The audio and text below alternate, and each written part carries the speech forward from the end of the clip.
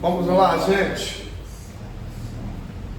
A nossa aula introdutória, soteriologia. Se trata do quê?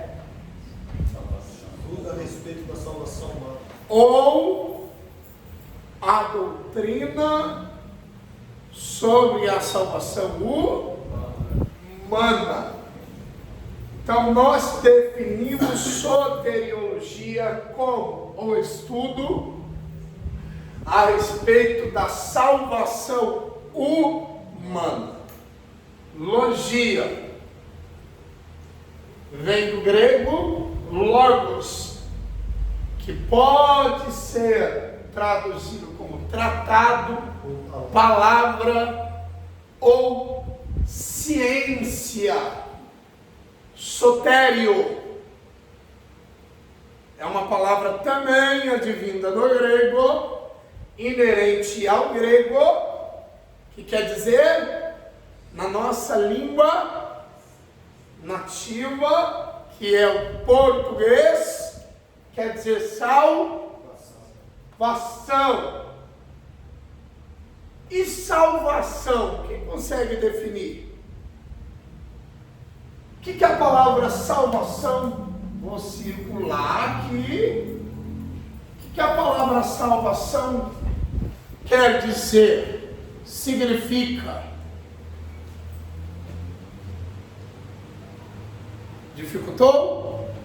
Salvação pode tanto significar cura, libertação, transformação, resgate.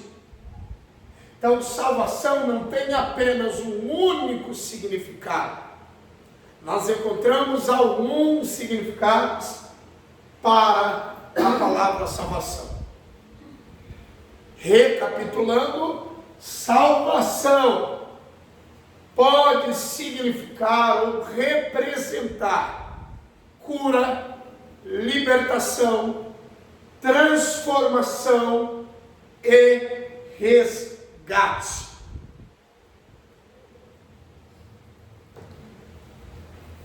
Anotem.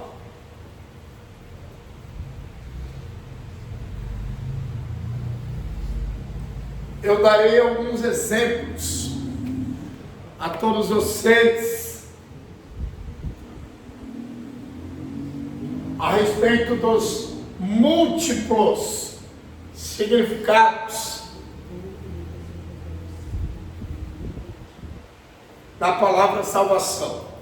Quem consegue aí encontrar, localizar a passagem bíblica, a referência bíblica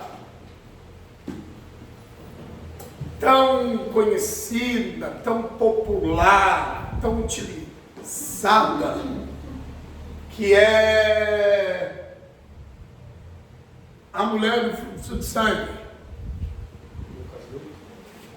Lucas?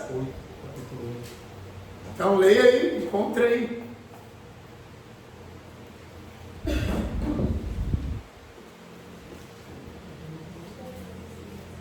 Vamos desenvolver as nossas primeiras ideias soteriológicas, as nossas primeiras informações soteriológicas. Lembrando que é a nossa aula introdutória. Eu estou introduzindo a vocês soteriologia. Leia, por favor.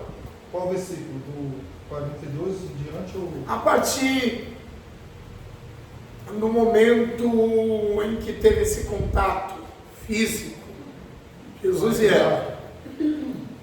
Veio por detrás dele, ele tocou na orla da veste, e logo se estancou a hemorragia. Mas Jesus disse: quem me tocou?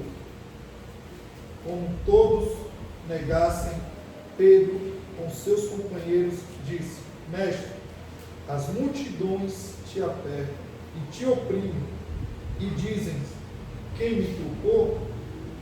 Contudo, Jesus insistiu. Alguém me tocou, porque senti que de mim saiu poder ou virtude, algumas traduções vão dizer. E vendo a mulher que não podia ocultar-se, aproximou-se trêmula e, postando-se diante dele, declarou à vista de todo o povo a causa por que lhe havia tocado e como imediatamente fora curado. Então lhe disse: filha, a tua fé te salvou. A tua fé, somente aí, a tua fé te salvou. Então a palavra salvação está inserida no contexto aí, em qual sentido específico? Cura. No entanto, nós, comumente, ou a miúde, ou seja, frequentemente, desprezamos o contexto e sempre damos um único sentido para a palavra salvar, como se representasse o quê? Salvação divina. A imortalidade da alma.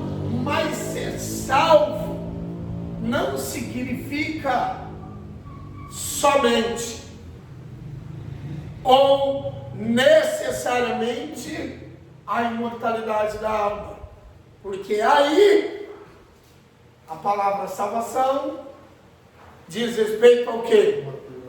A cura dela. Então ser salvo também pode ser ou ter a ver com o quê?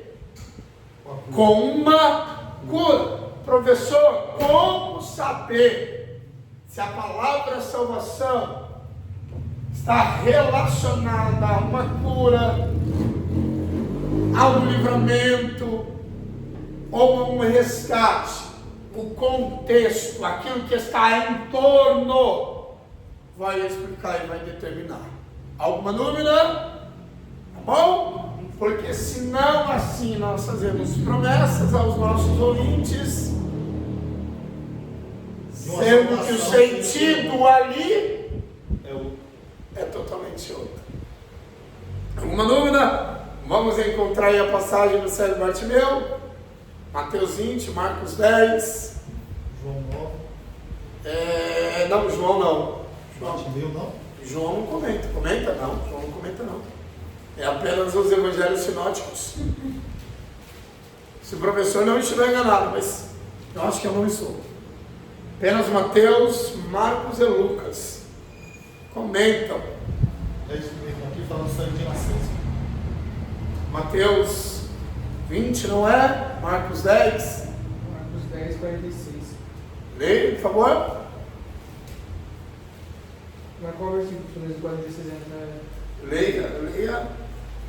E foram para Jericó. Até onde julgar que é necessário, tá bom? E foram para Jericó. Quando ele saía de Jericó, justamente com os discípulos e numerosa multidão,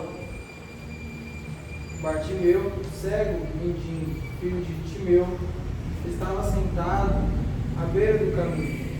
E ouvindo que era Jesus, Nazareno, pôs-se a clamar: Jesus, filho de Davi, tem compaixão de mim. E muitos o repreendiam para que ele se calasse, mas ele cada vez gritava mais: Filho de Davi, tem misericórdia de mim. Parou Jesus e disse: chamai-o. Chamaram então o cego, dizendo: tem bom ânimo, levanta-te, ele te chama. E lançando de si a capa, levantou-se, deu um salto e foi ter com Jesus. Perguntou-lhe Jesus: o que queres que eu te faça? Respondeu o cego: mestre, que eu torne a ver. Então Jesus disse: vai, a tua fé te salvou. Vai, a tua Fé te salvou. Ele foi salvo do que ali? De uma cegueira. Nascer? Jesus estava garantindo a eternidade a ele? Não. E sim a cura Da cegueira. e medir a cura em seus. Vocês compreenderam? que o significado da palavra, de acordo com o contexto, é imprescindível para que tenhamos o quê? Uma boa interpretação. Certo? Porque ser salvo, ser curado de uma doença não me garante o quê? Salvação. A eternidade. Ser salvo, receber um livramento de um possível acidente, não garante o quê? Salvação. Então nós precisamos sempre levar em conta o contexto, o entorno, aquilo que está em volta. Bacana? Caso a gente desrespeite, menospreze, negligencie o contexto, sempre dando um único sentido para a palavra salvação, o que acontecerá? O que acontecerá? Pode repetir novamente? Mais uma vez. Todas as vezes que aparecer a palavra salvação, se eu a interpretar como tendo apenas um único significado, como que será a minha interpretação? Mal interpretado. Totalmente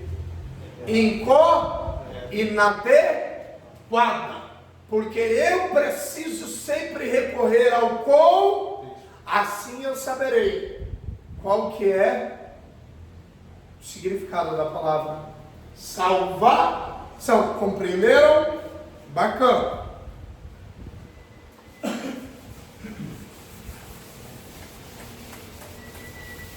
Vamos avançar um pouquinho agora? Eu quero perguntar a todos vocês. O Antigo Testamento é composto de quantos livros? 39. Quantos? 39.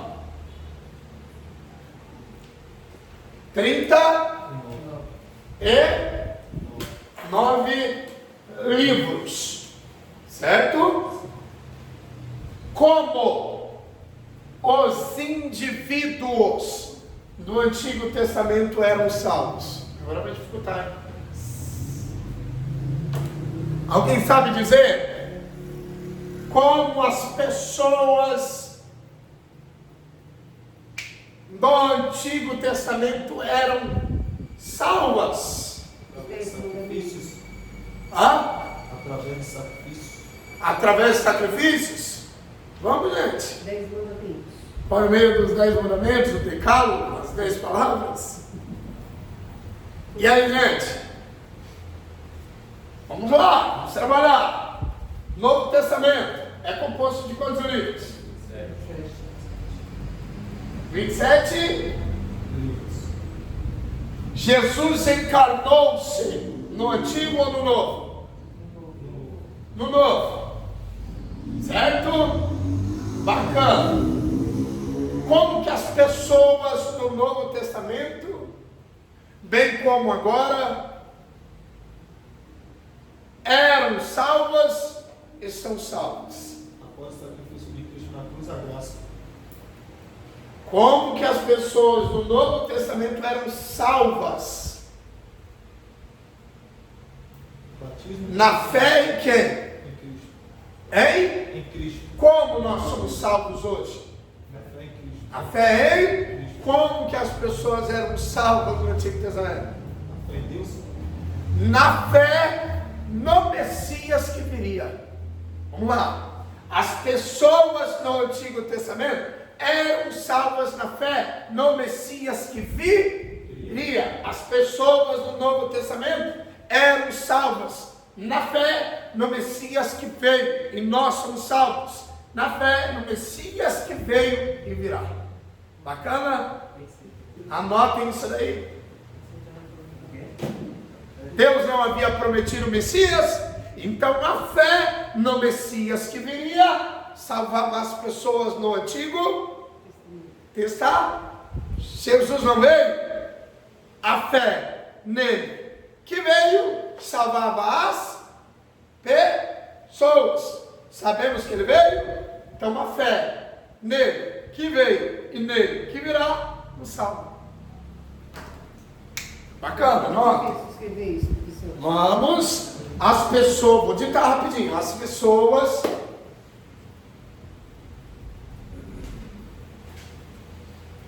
do Antigo Testamento eram salvas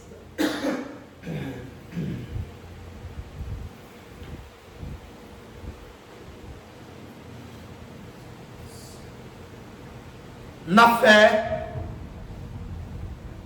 no Messias que viria.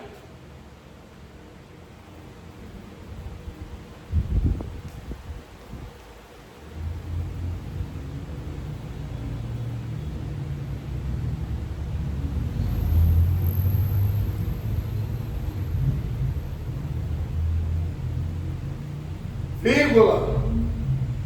No entanto, as pessoas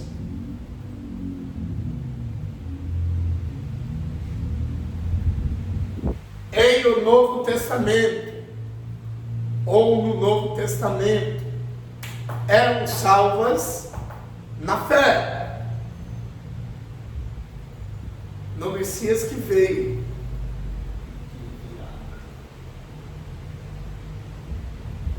E nós, hoje, somos salvos na fé no Messias que veio e virá.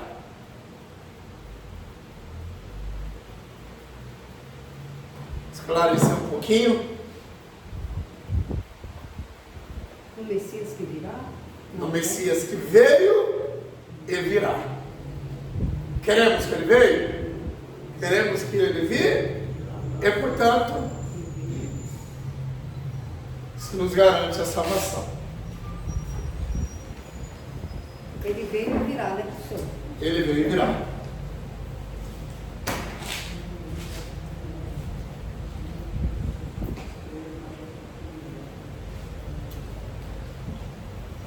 Tinha.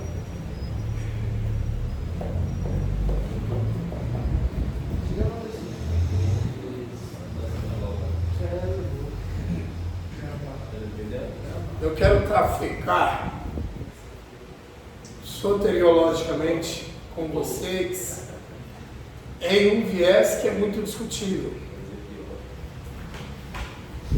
E a princípio apresenta complexidade.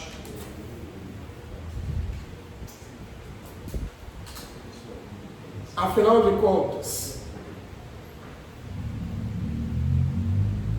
Deus predestinou ou não? Uns para que fossem salvos e outros para que fossem condenados? Não, sim. Vamos trabalhar a ideia da predestinação?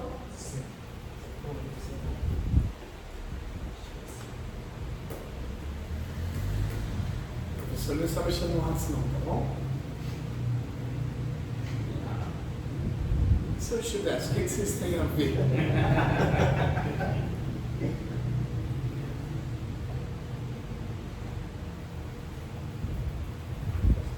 Bacana. Daqui a pouco eu vou ditar a vocês. Vamos lá. Predestinação.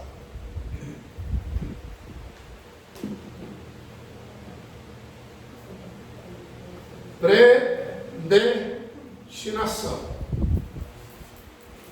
Predestinação é a ideia soteriológica, precisamente pertencente a todo um movimento calvinista que teve como pai, como pioneiro do movimento João Calvino. Nós temos um outro movimento, não menos importante e não menos popular. São dois movimentos que se popularizaram, que é, primeiro, movimento calvinista e o movimento arminianista. Depois eu vou recitar para vocês algumas obras calvinistas e arminianistas. No calvinismo, a predestinação é muito defendida, é advogada. E afinal de contas, o que é a predestinação?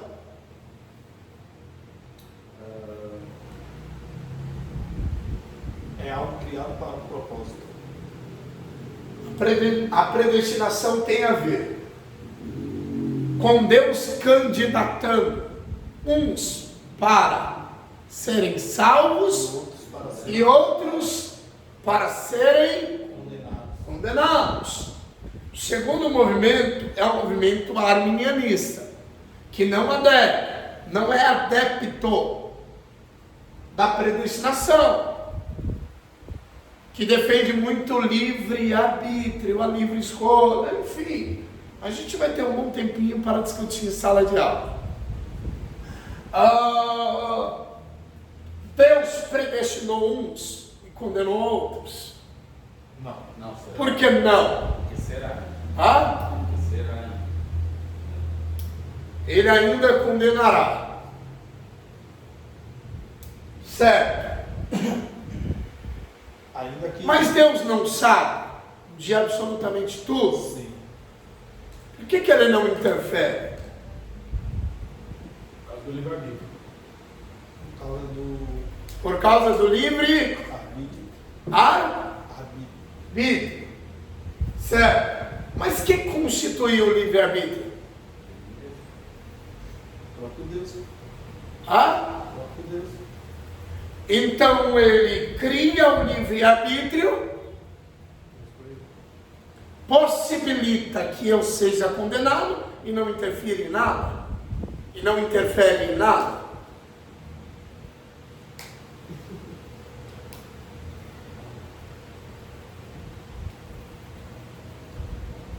Vamos, gente. Acredito que ainda será. Ele é o nosso juiz. Creio eu que... Vocês estão com dificuldade de raciocinar como tão simples. Imaginem vocês Creio eu simples. que ainda que ele sabe de tudo, conhece tudo, entende de tudo, e vem ao livre-arbítrio, certo? Eu fico com a crença de que o desejo de escolha, ele deixou para cada... Ainda que ele tenha todo o poder de intervir aquilo ao qual eu escolhi, ao qual eu desejei, mas ele jamais interferirá no meu desejo de escolha, no meu poder de escolha. Ainda que ele possa, ele tem todo o acesso. Mas com alguns ele interfere, Sim. com outros não. Então quer dizer que Deus ele elege uns para que sejam salvos e outros não. Por quê? Porque para ser salvo, ele não faz acepção de pessoas. Porém, para usar, ele vai usar aquele ao qual se dedica, se destaca. Bacana. Não, acredito porque assim, como uma criança já é diferente. Samira, Não tem Sara, paciência. não é um termo assim, no mínimo sugestivo? Pode falar, não. Como uma criança é diferente. Já tem um outro que não tem um entendimento. Mas nós já temos um entendimento. De saber qual é o certo e qual é o errado. Mas quem que possibilitou essa capacidade racional? Deus. Então ele tem a ver. É muito com a condenação e a salvação. Ou não? Sim. Porque o próprio Jesus disse que uns nasceu para ser filho das trevas e outros nasceram para ser filho da luz. Ou seja, seguidores. Se nasceram, vocês concordam com a predestinação? Que Deus os predestinou? Sim. Vocês concordam? Vocês concordam? Se vocês concordam, a gente vai colocar em dúvida a aqui embaixo, a amabilidade de Deus. Deus é tão amável assim? A gente vai ter que rever a amabilidade de Deus. Porque Ele predestinou uns para que fossem salvos e outros para que fossem condenados. Então quer dizer que Deus ama uns e despreza ou aborrece outros. E aí? Primeiro passo, sem o qual nós nunca compreenderemos o que é, afinal de contas, predestinação. Vamos recorrer ao atributo incomunicável de Deus?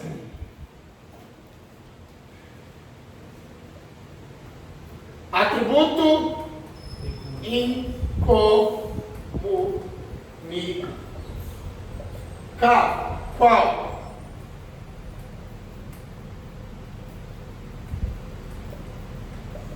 Onisciência. O atributo incomunicável de Deus, que é uma qualidade que somente Deus desfruta, que é a onisciência, que diz respeito ao autoconhecimento que Deus tem de absolutamente, incluindo passado, presente e futuro. Sim ou não? Sim. Sem conhecermos um pouquinho desse atributo, a predestinação soteriológica nunca será compreendida por nós. É assim, nós colocaremos em xeque a amabilidade de Deus. Não é que Deus predestinou uns e condenou outros. É que Deus sabe quem vai rejeitar o convite da salvação. Mais uma vez, Deus não predestinou uns e condenou a onisciência, que é conhecimento absoluto que Deus tem de tudo, diz-nos que Deus sabe o final de tudo. E quem vai rejeitar o seu convite e quem vai aceitar. Eu quero que vocês anotem aí, depois você fala. Tá bom, Paulo? Anota aí você participa. Compreenderam ou não? Não? Pode falar, Abraão. Eu vou ditar, mas você compreendeu? Mais uma vez, recapitulando para ficar claro. Não é que Deus escolheu uns para serem condenados e outros para serem salvos. Quando diz que Deus predestinou, não é que Deus elegeu. É justamente porque Deus tem conhecimento de tudo.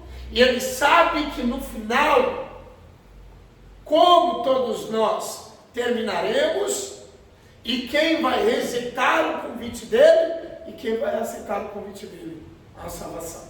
Compreenderam? Mamão com açúcar. Porque o pensamento de Deus não é o nosso, mesmo nosso, né? O pensamento de Deus não é o mesmo. Obviamente que não. Porque é onisciência, né? Ele quer que todos, Deus quer que todos sejam, porém nem todos querem ser. Olha que bacana. Deus quer que todos sejam, mas nem todos querem ser salvos. Anotem aí. Vou ditar, tá bom, bravo? Vou ditar. Vamos lá. Sem o atributo, vamos lá, vou ditar. Sem o atributo, professor dá aula, professor informa, professor explica e ainda dita. E depois a gente erra na prova ainda, hein? Depois vocês erram. Sem o atributo incomunicável, onisciência,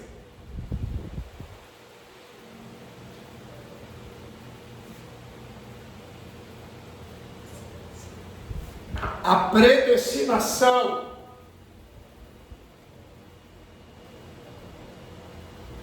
não será compreendida.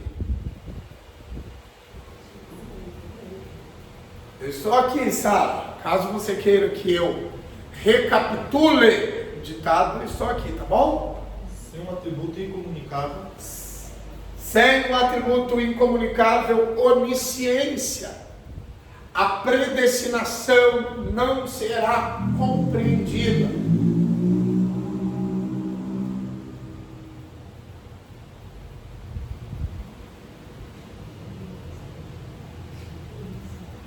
Vírgula, até porque a onisciência de Deus diz respeito.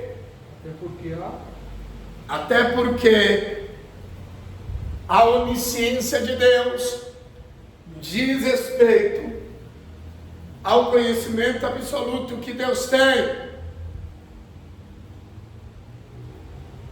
Ao que, professor? Ao que conhecimento? Onisciência. Não, conhecimento de Deus diz respeito Ao conhecimento absoluto que Deus tem de tudo.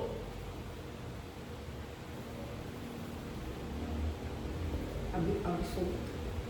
Absoluto. De tudo. Vírgula. Portanto, Deus sabe que vai aceitar o convite dele, a salvação, e quem vai rejeitar.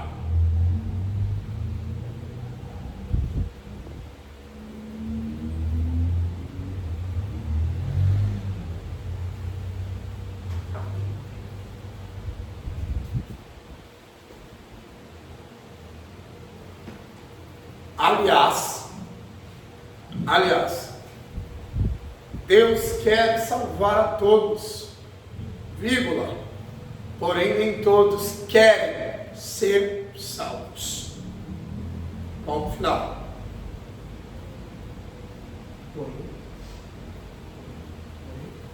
Porém, nem todos querem ser salvos. Vamos lá. Qual evento aconteceu no extremo sul de Jerusalém? Soteriologicamente falando. Judas se enforcou, não, né?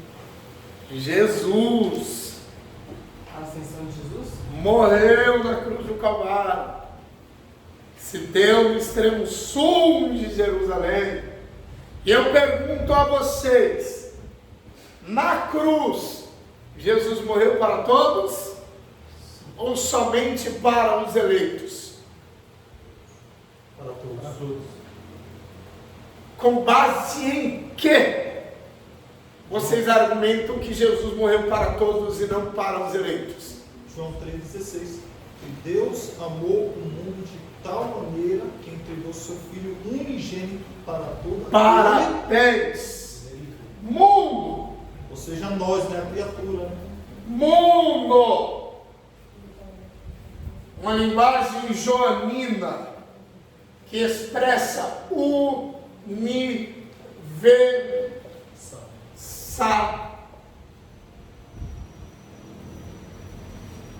universalidade.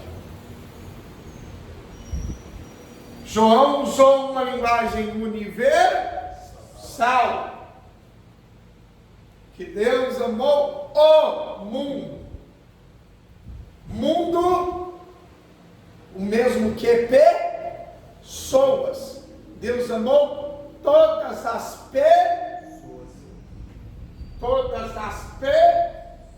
Então, na cruz do Calvário, Jesus não morreu apenas para os eleitos. Jesus morreu Por todos e para todos. absolutamente por todas as pessoas. Todas as pessoas. Porque se Jesus houvesse morrido apenas para os eleitos,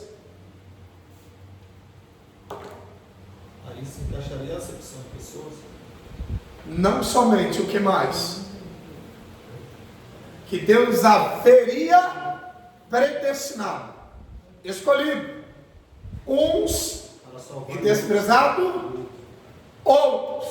Então Jesus, ao morrer na cruz do Calvário por todos, estava dando o direito para que todos fossem salvos. Tanto que na cruz teve salvação, né, professor? Exatamente. Salvação a quem? Dimas. Demonstrando quem era Dimas. Primeiro vingador da história. Vai, Raciel. Dimas, quem que era Dimas? Bandido. Um bandido. Bandido, das coisas. Era um ladrão, não era um ladrão? Não era um salteador? Então, o sacrifício de Jesus serviu a ele? Sim. Aí foi uma salvação da alma, né? Dele. Foi diferente da mulher do fluxo de sangue, do cego Bartimeu. Sim, Foi parabéns. uma salvação. Parabéns, eternidade. Ele teve uma fé salvífica. Parabéns. Jesus, ao salvar Dimas, o que nós aprendemos soteriologicamente com a salvação de Dimas? Ah, Que a fé pode salvar. só fica perdido quem assim quiser. Porque o outro. Só não é salvo quem? Não quer. Não quer. Quem E o outro- quiser. E o outro tinha o mesmo direito também, né? Só que o outro optou que ele não reconheceu. E se zombar de Jesus. Né? Tanto que Dimas não foi batizado. Dimas Então perdido não é apenas aquele que se perde. Perdido é também aquele. Perdido não é apenas aquele que se perde. Perdido também é aquele cujo caminho se sabe, mas se nega a andar. Mais uma vez, perdido não é apenas aquele que se perde, mas aquele que se recusa a se encontrar. Mais uma vez, perdido não é apenas aquele que se perde, mas aquele que se recusa a se encontrar. Interessantíssimo, não é sério? Difícil. Ah, Bem difícil, né? Para a pessoa. Pra nós. perdido não é apenas aquele que se perde. Ah, eu me perdi. Mas dá para se encontrar? Então perdido não fica. Então perdido também é aquele que se recusa a se encontrar. Anotem isso aí. Perdido não é apenas aquele que se perde, mas é aquele também que se recusa a se encontrar.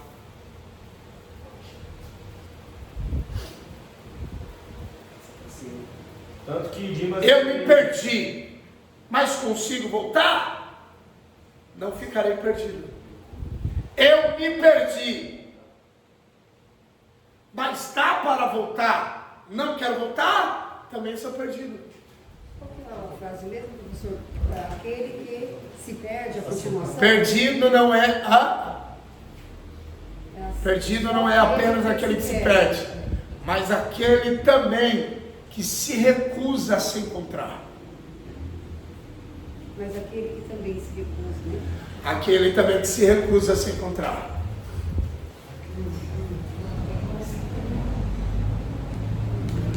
A cruz tinha quantos lados? Quantos lados?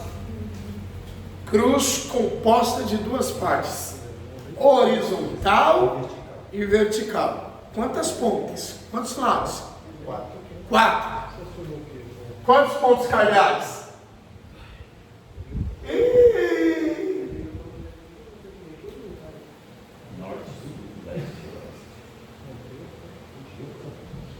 Quantos pontos cardeais? Norte, sul, leste. 4. Os 4. Então, a mensagem ali é uma mensagem universal. Eu morri para quem está debaixo do viaduto. Morri para quem mora no Alphaville. Eu morri para quem mora no Zaira. Eu morri para quem mora nos Estados Unidos. Uma mensagem. Cada canto, cada ponta da cruz equivale a um ponto cardeal. Então, a morte de Jesus na cruz do Calvário não foi somente para um grupo específico. Foi uma morte universal. Eu morri para quem tem dinheiro, eu morri para quem não tem dinheiro. Morri para o preto, para o branco. Então a morte de Jesus deve ser universalizada. Bacana? Até aí, irmão Passu, que estou introduzindo a aula de vocês. Vamos pensar em uma analogia. Vai ficar mais claro ainda na nossa primeira aula soteriológica. Suponhamos que o professor de vocês é treinador de um time. É uma analogia futebolística. É da hora. Bacana? Sou treinador de um time. Porém, eu saio a convidar a todos, sem exceção, sem exceções, a todos. Querem participarem do meu time? Querem jogar no meu time? A todos. Somente Delson, Cláudio e o Ismael aceitam. E vem participar do meu time. Bacana? Mas eu não convidei a todos. Porém, apenas o Delson, o Ismael e o Cláudio aceitaram. Quiseram se juntarem ao meu time. Eu rejeitei os demais? Não. Quem rejeitou? O meu? Então aqui eu quero trabalhar com vocês no chamado. Olha que interessante. Chamado e o chamado eficaz.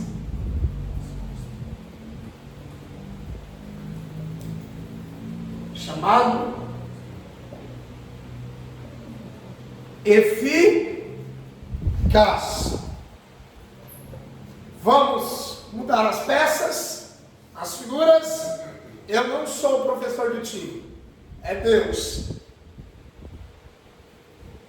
Deus chamou a todos para que participassem do seu time.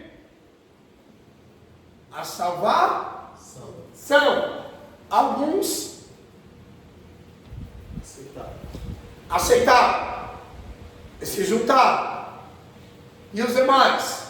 Legal. Mas Deus não chamou? Sim. E quem aceitou? Chamada eficaz.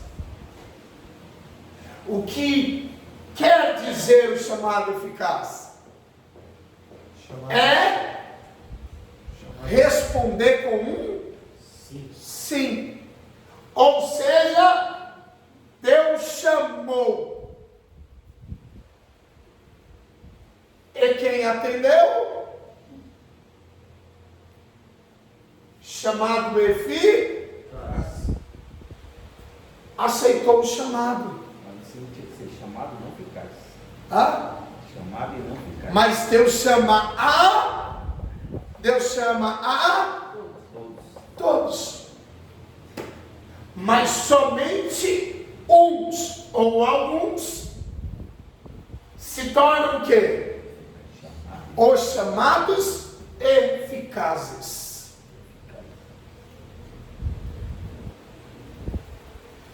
chamado eficaz ocorre com uns ou com alguns, mas o chamado é universal. Que bacana. Isso aí entra naquela situação de chamados escolhidos? Poucos, São os escolhidos. não, São chamados poucos escolhidos. mas É o chamado eficaz.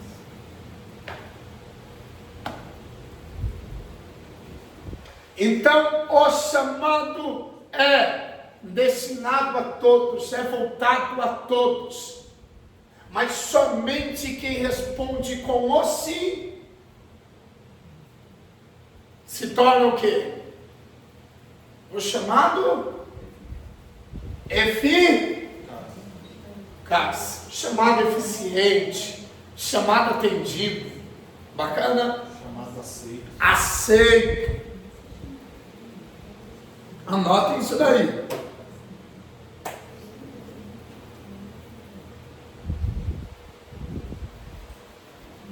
Anotem. Posso apagar?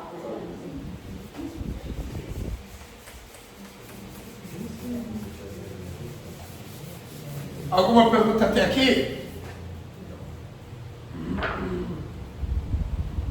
Falando do chamado eficaz.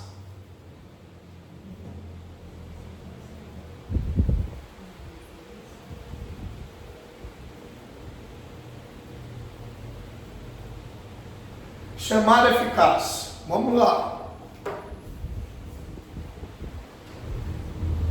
Fomos chamados? Sim. Atendemos ao chamado? Sim. Hoje, pertencemos O chamado eficaz. ao chamado Aceito. eficaz. Qual é o primeiro passo que ocorre a partir do chamado eficaz com a gente? Aceitar Jesus. Certo? E ali na conversão se inicia o quê? É muito rico, gente. A transformação. Transformação.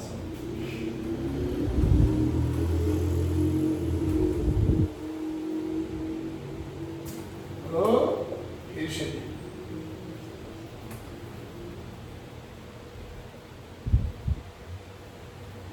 Aí é um erro. Hoje eu estou Tava demais. certo. Regeneração. Regeneração. Regeneração. O que é a regeneração? É a mudança que começa no indivíduo. Foi chamado, aceitou o chamado, iniciou-se o chamado eficaz. Mas a regeneração está intimamente ligada com a salvação. Então a salvação, ela se dá nos três tempos: passado, presente e futuro. Que interessante. Eu não apenas fui salvo, eu estou sendo salvo. E não deixarei de ser salvo. Vou explicar a vocês. Regeneração, que é o processo de mudança que está acontecendo em quem foi chamado e respondeu o chamado como sim, e agora e faz parte do chamado eficaz. Regeneração. Ou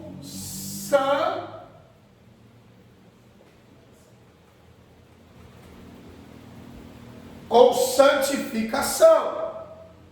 Regeneração ou santificação. Então não parou no chamado eficaz. Está acontecendo o quê? A regeneração. A regeneração. Certo? A regeneração Mas antes da regeneração, o que aconteceu? Chamado. Chamado eficaz, certo? Mas eu quero facilitar a nossa aula. Santificação Conversão. não é algo que acontece em quem Deus está salvando, não é? Mas antes da santificação, aqui em cima,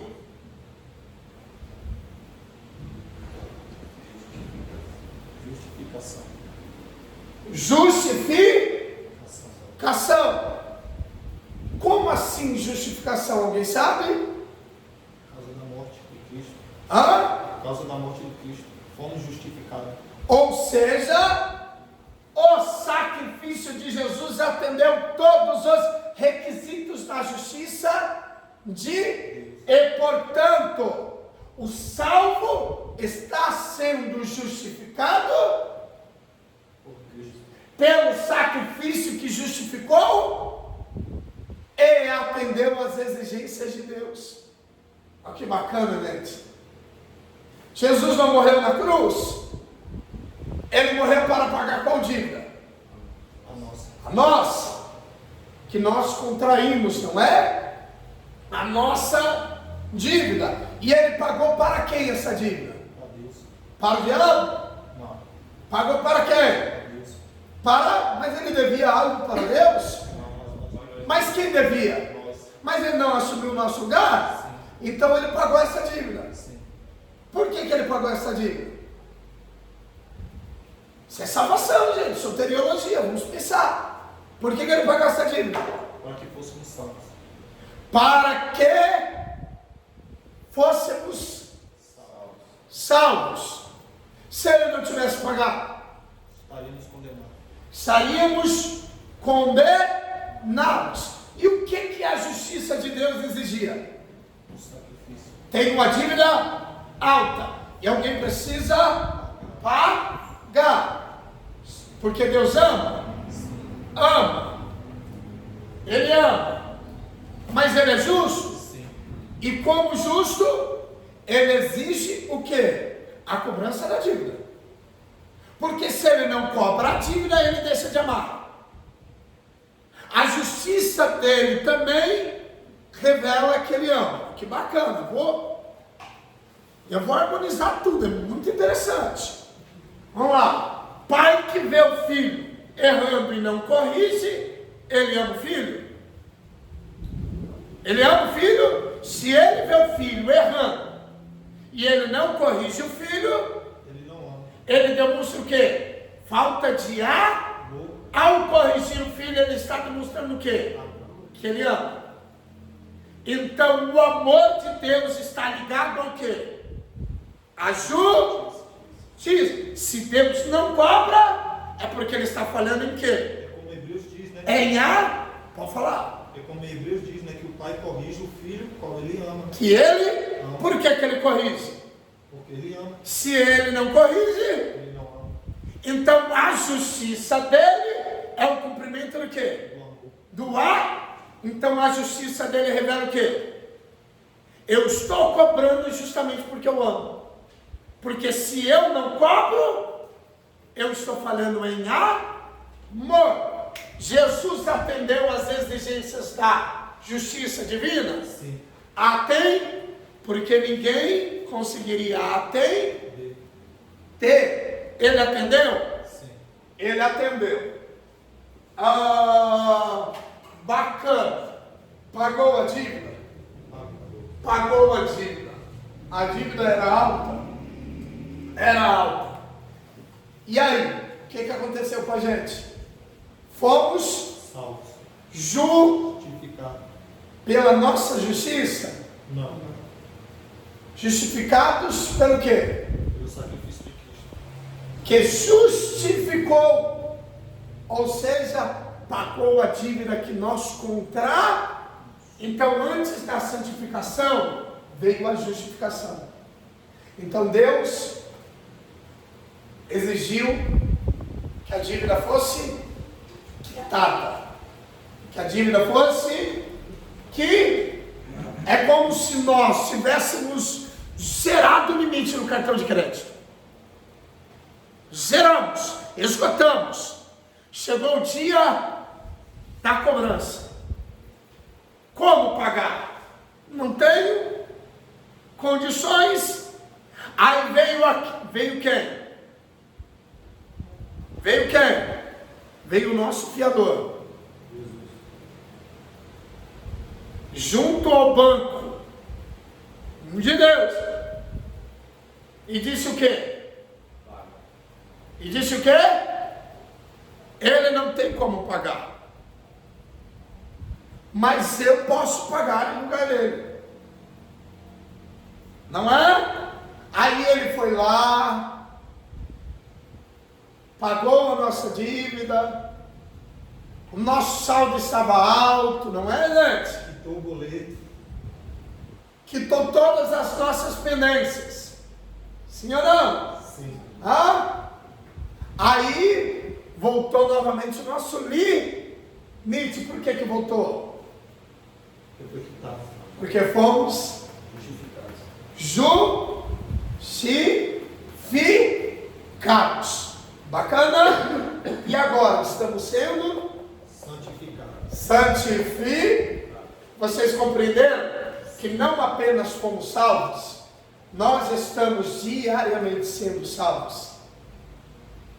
Então a salvação de Deus não se dá apenas em um único evento, em um único acontecimento. A salvação de Deus é algo que está condicionado a uma continuidade. Somos salvos continuamente. Então, justificação, santificação, que é o mesmo que regeneração, e depois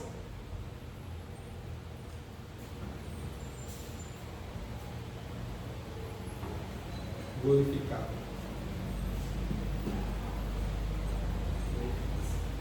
glorificação. Glorificar é a última etapa da salvação.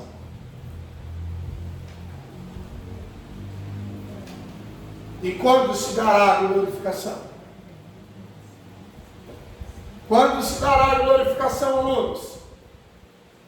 Fomos salvos. Nós estamos sendo salvos. Essa fala que a gente precisa modificar. Nós estamos sendo. Ele nos salvou, Ele nos salva e nos salvará. Quando houver um arrebatamento, é a glorificação. É a última etapa da salvação.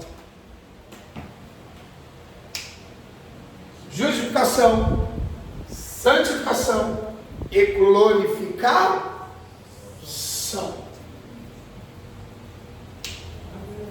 Lembrem, vocês, a fala paulina, aquilo que é corruptível se revestirá de incorruptibilidade. Aquilo que é mortal se revestirá de imortalidade. Paulo estava se referindo ao quê? A glorificação. A glorificação.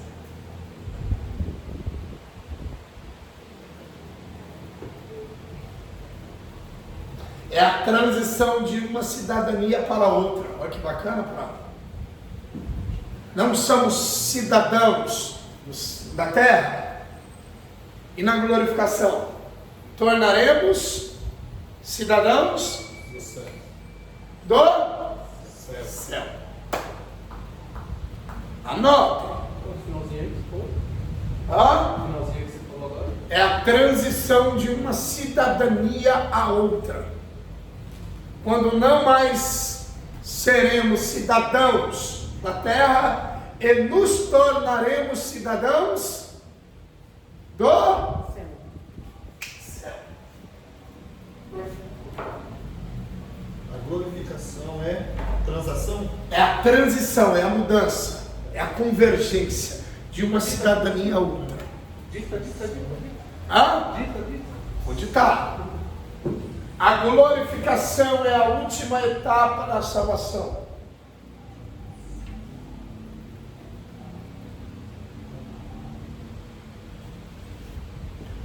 quando ocorrerá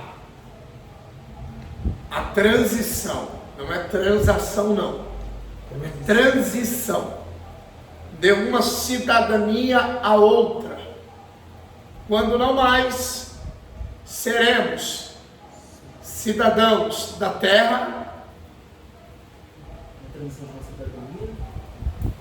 de uma cidadania a outra, quando não mais seremos cidadãos da terra e nos tornaremos cidadãos do céu.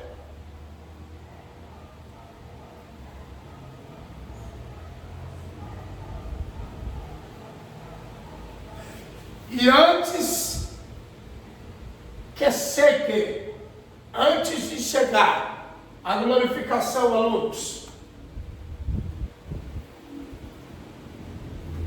antes de chegar a glorificação, alunos,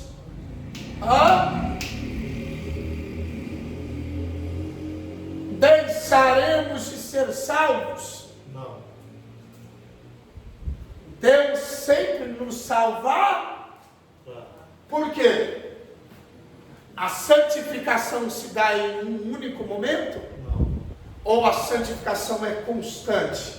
Diário. É contínua? Então todos os dias Somos santificados. somos, Santificados. e a santificação nós podemos resumir assim: é Deus tirando algo de nós e colocando algo dele em nós. Onde entra o forjamento do caráter de Deus. Né? Então a cada dia a gente precisa se desprender de algo de nós Sim. e receber algo de Deus. É nós. Isso é santificação. É Deus removendo algo de nós e colocando algo dele em nós. Até a glorificação, ele terá colocado tudo dele em nós e não encontrará nada de nós em nós. Que interessante isso, hein, sério? Difícil falar isso, senhor. Fala sim, você é inteligente. Então, até a glorificação, Deus terá colocado tudo dele em nós. E não haverá nada de nós em nós. Bacana? Certo? Uma vez salvo, sempre salvo? Por que não, Bravo? Posso apagar? Yes. Uma vez salvo, sempre salvo?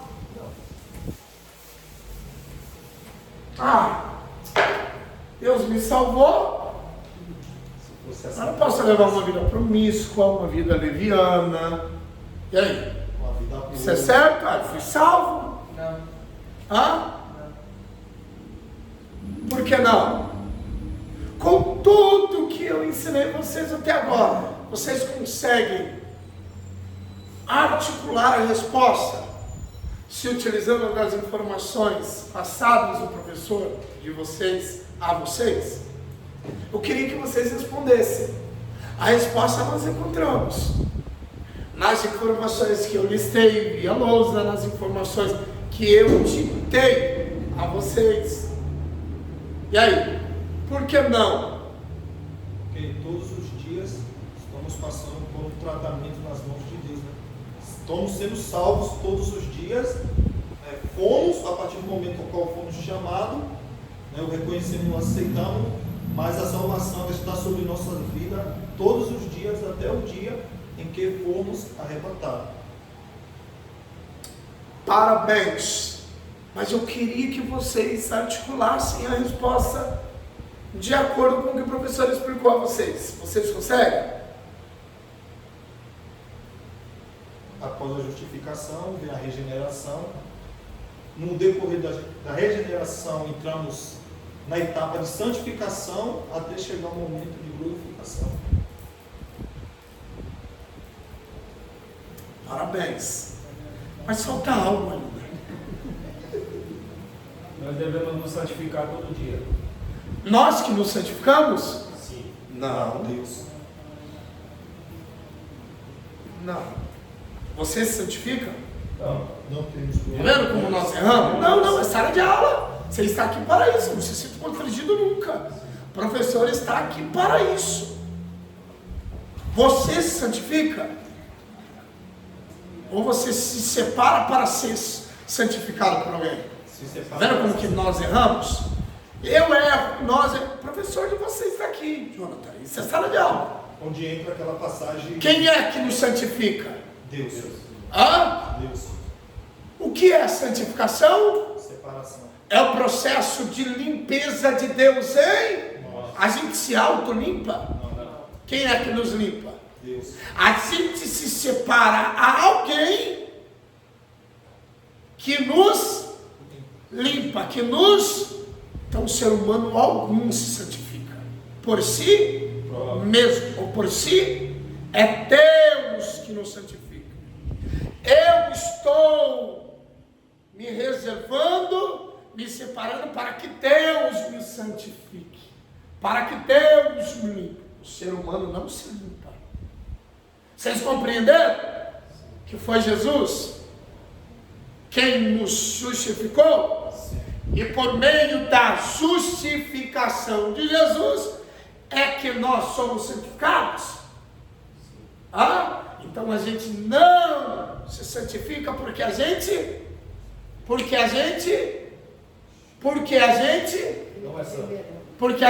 não nos justificamos. Nós fomos justificados e por meio da justificativa de Jesus é que somos santificados. Bacana? Vai, continue. Onde entra aquela passagem lá de Josué. Eu quero que vocês fiquem PhDs em teologia. Onde entra aquela passagem lá, né, Erasmo, de Josué 3,5, né?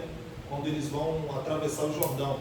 O Senhor fala que o Senhor ordena a Josué para que o povo viesse se santificar. Que ele ordena se separar. Porque amanhã fará o Senhor maravilha. Porque a palavra santidade vem do grego, quer dizer separação. Então a gente se separa. Se separa para receber algo de Deus. E nesse ínterim somos limpos, somos santificados. Compreendeu? Compreenderam? Pode continuar. E aí, gente, uma vez salvo, sempre salvo? Não. Por que não? Porque nós devemos ir até Deus todos os dias para Ele nos limpar e santificar. É interessante, bacana. Uma vez salvo, sempre não. Justamente porque a salvação está intrinsecamente relacionada a uma continuidade. Não se dá a salvação em um único acontecimento ou em um acontecimento isolado. A salvação é gradativa, é paulatina, é dia após dia. Salvo alguns casos específicos, e nós vamos descrevê-los ao longo da nossa convivência em aulas. Bacana? Então vamos lá. A salvação é contínua e, portanto, uma vez salvo não significa sempre salvo. E quem é salvo vive de acordo com a salvação. Mais uma vez, fui salvo e não vivo de acordo com a salvação, você deixou de ser salvo. Porque a salvação não é apenas a justificação. A salvação é também o quê? A santificação é, por último, a glória. Então, quem é salvo vive de acordo com a salvação.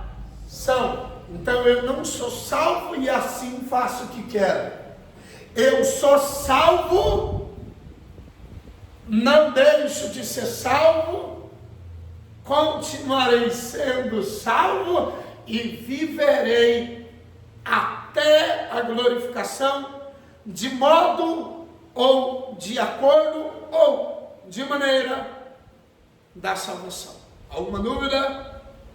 Então, quem é salvo vive de maneira ou de acordo com a salvação. Bom? Eu fui salvo, agora viverei do jeito que quero. Se esqueceu do quê? Se esqueceu do quê? De qual elemento? Constituinte à salvação, a santificação. Vocês compreenderam? Mas, professor, aquele ladrão que estava ao lado de Jesus, ele não foi santificado. Como que ele não foi santificado? Ele foi justificado? Sim. Mas quem disse que a santificação, ela precisa de um tempo específico para que alguém esteja apto por Deus a ser salvo? Se ele foi justificado, de imediato ele foi santificado. E enquanto Deus assim não nos arrebata, significa que a gente precisa ainda mais de santificação. No caso dele, não precisou muito, para que muito ele fosse santificado. Mas como ele foi justificado, de imediato ele foi santificado e depois glorificado. Olha que bacana. Porque o próprio Jesus... Ele foi justificado, santificado e glorificado. Nós fomos justificados. Estamos sendo santificados. E por fim, glorificados. Mas o interessante é a fala que Jesus disse para ele, né, quando ele diz: lembra-te de mim quando entrares. Jesus fala o quê? Pois hoje mesmo estarás comigo. Justificação, santificação e glorificação. 3 fases num tempo só. Bacana. Professor, por meio da justificação, todos nós somos perdoados de todas as nossas mazelas espirituais, das nossas doenças, dos nossos pecados. Hã? Sim. Então, a cada dia Deus nos perdoa? Sim. Hã? Não. Se nós pedir perdão. Fomos perdoados. E nós precisamos ir a quem? A Deus, para que a gente desfrute do quê? Do perdão. Mas ó, que interessante. Deus não nos perdoa todos os dias. Ele nos perdoou de uma vez por todas. A gente só precisa ir a Ele. Parabéns. E assim a gente desfruta do quê? Lá na cruz Ele perdoou tudo. Sim ou não? Sim. Então Ele não está perdoando a gente dia a dia, dia após dia. Ele já nos... A gente só precisa ir a Ele e desfrutar do perdão dele que nós recebemos muito antes de nascidos. É muito interessante isso. A gente começa a modificar muitas salas, não é? Sim ou não? Sim. Deus me perdoa hoje. Filho, mas eu já te perdoei há 2000 anos.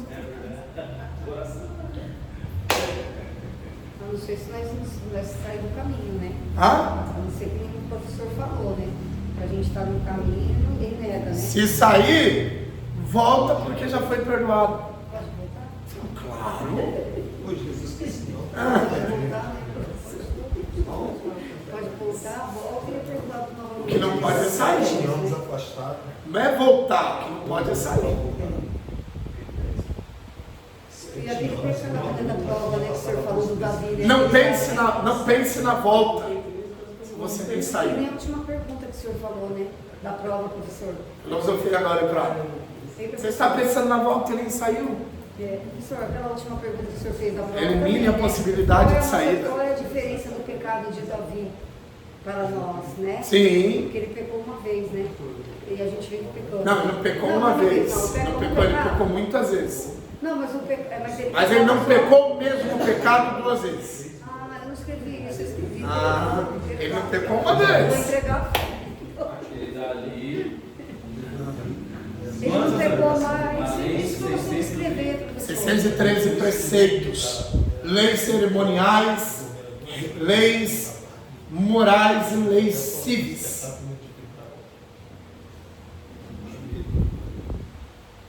Vocês estão compreendendo ou não? Sim.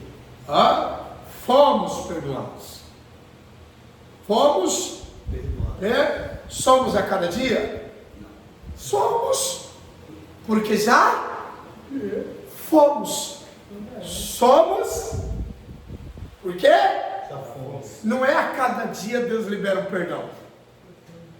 A cada dia Deus faz com que a gente desfrute do perdão. Vocês assimilaram ou não? Por cada dia Deus tira uma coisa ruim, né, de nós, né?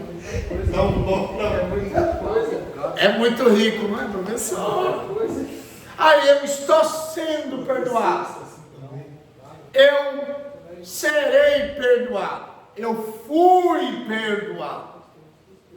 E eu preciso apenas reconhecer. Professor, cada Como que eu me reconheço? Arrependendo. Vocês compreenderam ou não? Lembra o texto que ele diz assim: e ele levou sobre si todos nossas dores e enfermidades. apenas enfermidades físicas, ali é enfermidades espirituais. Que é as mais Porque se fosse físicas, ninguém poderia ficar doente. Por que nós ficamos? Vendo como nós interpretamos errado? Ele levou, então eu não aceito doença no meu corpo. Em nenhum momento está dizendo o texto que ele levou as suas doenças físicas sobre o corpo dele. As espirituais. As espirituais. Tanto a enfermidade quanto as dores, né? As dores. Os males. Tá bom? Então, em nenhum momento está dizendo que todas as nossas doenças estavam nele. Doenças espirituais. Porque se fosse assim, ele não Que teria tem a ver com os nossos pecados. Ou seja, se ele levou sobre si, é porque ele nos perdoou de uma vez por todas. Só um requisito. Porque senão ele não teria constituído a medicina humana, né? Não precisaria de médicos. Né? Os médicos iriam estudar, se formar em vão. Parabéns, parabéns. Então, como se dá a salvação de Deus na nossa vida? regeneração, santificação, Justificação. Mais uma vez? Mais uma vez, sério? Alegre meu coração. Então, justificação, regeneração, santificação. Santificação é o mesmo que regeneração, e regeneração é o mesmo que santificação. Então, a justificação e depois, por último, que é a glorificação. Parabéns. Como ousas tu Também o senhor está falando um monte de vezes. dizer que é difícil uma aula? A gente tem que guardar isso, né? Dando aula. A minha sala de aula. Parabéns. O que eu queria? Vamos lá. A salvação para a nossa alma. Nelson, Ismael, Jonathan, Cláudio, Célia, Felipe Prado, Samira, Paulo, Reinaldo. Só bem claro, esvaziou a sala, né? Ficou fácil, não é, Brado? A salvação foi um recurso de Deus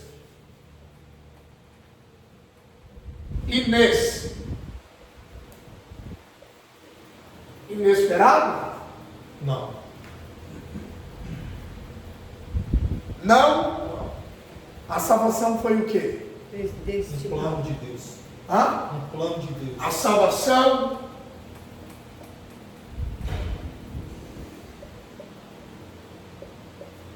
foi planejada.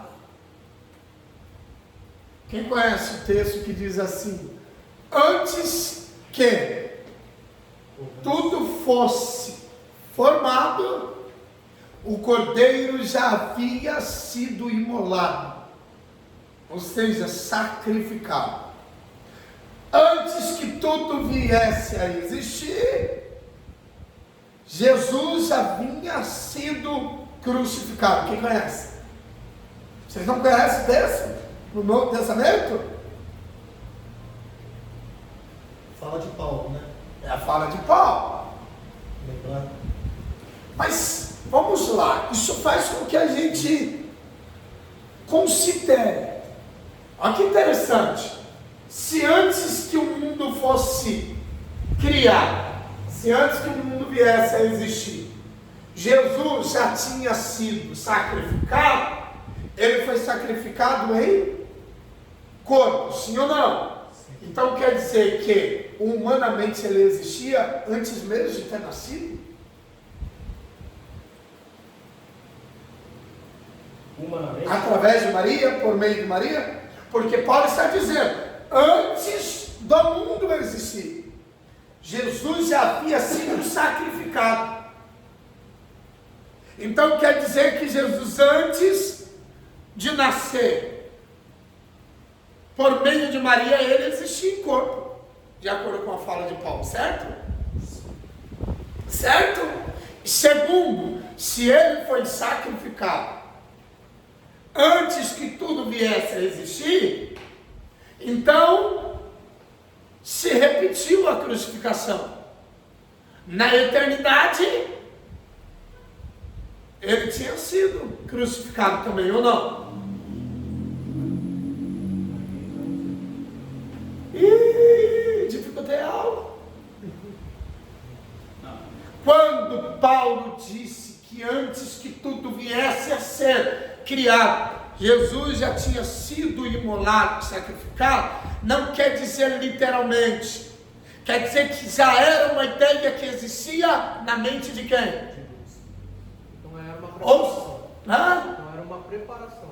Não era uma preparação e muito menos algo que já tinha acontecido.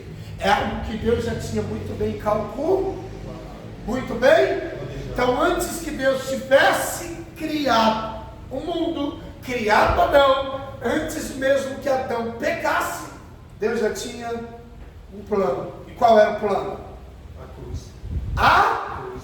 Então não foi algo inesperado, e sim algo plano. Deus não sempre soube de tudo? Sim. Então a ideia da crucificação estava presente em quem? Na mente de Deus. Vamos raciocinar aí aqui, vocês se apaixonam. O que? 2 anos que deu uma estabelecida no coronavírus? 2 anos, não é? De trégua. Não é? 2 anos, não é? Em dias de pandemia, a OMS,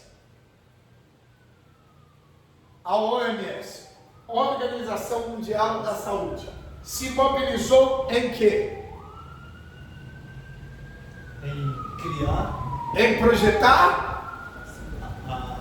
um tiro para uma vacina para combater. uma vacina, não é? Para ajudar a nossa imunidade e assim a gente criar anticorpos para combater os agentes letais do vírus. Olha, elegante?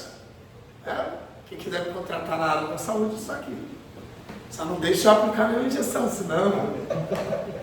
Vamos lá. Pelo menos na área teórica, não é? Quem sabe a gente. Na aula prática, não. Então, vocês concordam que a vacina veio depois? Sim. Não é? Por que a vacina veio depois? Porque eles não esperavam. Porque até então o vírus era desconhecido mundial. Aí a Organização Mundial da Saúde se mobilizou. Precisamos de uma vacina.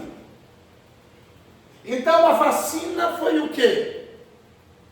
Foi o quê? Planejado. Foi o quê? Planejado depois, né? Que aconteceu, Planejamento. né? Sim. Então a vacina combateu o quê? O vírus. O vírus. Então, no caso do vírus, a vacina veio depois. E no caso de Adão e o pecado? A vacina veio antes. Olha que interessante. Então, antes de Adão cair, Deus já estava levantando. Muito rico que eu informei vocês. Vamos lá, Adão não pecou?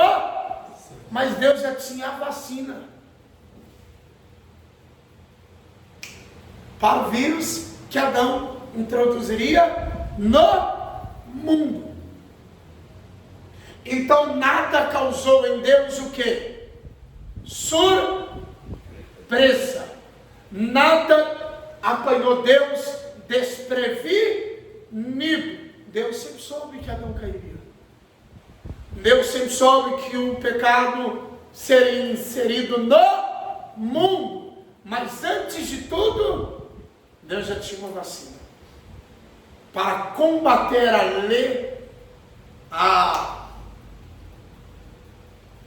letalidade do vírus que é o pecado.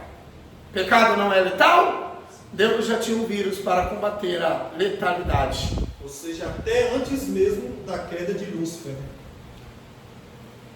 Algo já estava montado. Tá bom, gente? Então a salvação não foi algo que Deus resolveu do nada, que Deus inventou a salvação. Era algo que mesmo na eternidade estava muito presente em Deus. Então, antes que a humanidade caísse, Deus já tinha um método para mantê-la em pé. Antes que a humanidade pecasse, Deus já tinha um remédio para ela. Tá bom, gente? Então, quando diz lá que o cordeiro foi imolado, não é literal, e sim algo muito planejado, muito cristalino, muito transparente em Deus. Deus já Tinha planejado. tinha um Plano. para salvar. Tá bom, gente? Então, soteriologicamente falando, a salvação não foi um ato inesperado de Deus. E também, a salvação não foi um plano B. de Deus. Foi antes do plano A. Muito antes do plano A. Muito rico isso, não é? Adão nem tinha pecado. O plano já estava montado. E Deus já tinha Planejado tudo. a vacina, digamos assim, para o vírus que Adão introduz. Se Adão também é terrível. Se Adão também é terrível. Tipo assim, caiu, vou ajudar. Nem caiu, mas já estou esperando para te ajudar. Vocês compreenderam ou não? Vamos lá. Cláudio caiu, eu vou lá e o ajudo. Não é? Eu apanho e o coloco de pé. Deus. Está de pé, não é, filho? Mas estou vendo você caindo. E antes que você caia, eu já estou te levantando. Muito rico isso, não é, gente? Então Então anote isso daí, vamos encerrar a nossa aula. Foi a nossa aula introdutória. Então, no caso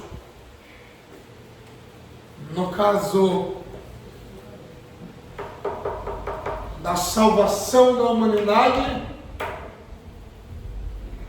Deus já tinha planejado.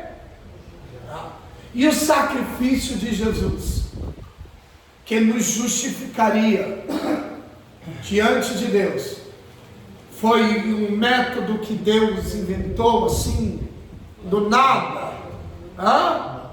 que Deus assim resolveu do nada, sempre estava previsto em quem? Tipo assim, a humanidade começou assim, mas o que eu tenho em mente fará com que a humanidade caminhe assim e termine assim. Deus planejou como a humanidade caminharia? Deus planejou? Deus planejou como a humanidade caminharia? Deus planejou Adão pecar? Deus planejou? Mas ao criá-lo, sabia que Adão pecaria? Então ele não planejou a queda do homem. Ele planejou o quê? A solução. A solução para o homem. Então, como a humanidade iniciou, ele não planejou. Mas como a humanidade terminará? Ele já tinha planejado. Em relação a salvar, ele sempre planejou. A queda não, mas a solução foi planejada. Mas anotem isso daí. A queda do homem não, mas a solução para o homem, Deus sempre planejou. Anotem isso. Deus não planejou o homem cair, mas planejou como manteria o homem de pé. Encerrei a nossa aula.